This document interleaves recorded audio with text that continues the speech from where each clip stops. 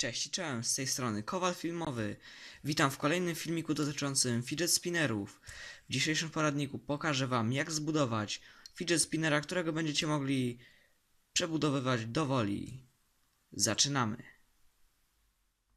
Aby go zbudować, potrzebujecie fidget spinnera z dwoma ramionami, którego budowaliśmy w poprzednim odcinku. Link do niego w prawym górnym rogu. O, tu. Zaczynamy budować. Najpierw zdejmujemy te szare części, kółka, niebieskie rurki, te mniejsze niebieskie rurki,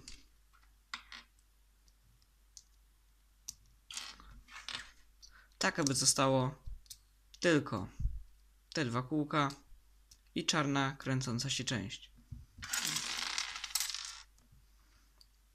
I teraz możecie do niego przyczepić co chcecie. Ja tutaj sobie wybrałem takie ładne pomarańczowe ostrze.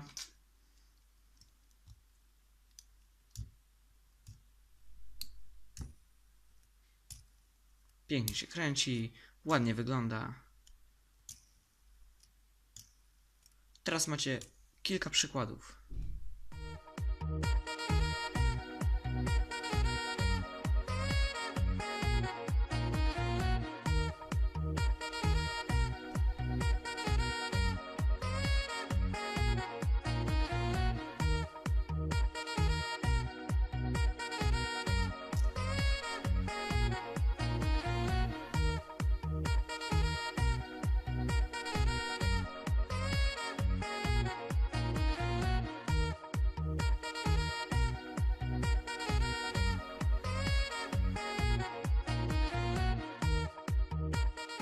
I tak doszliśmy do końca poradnika.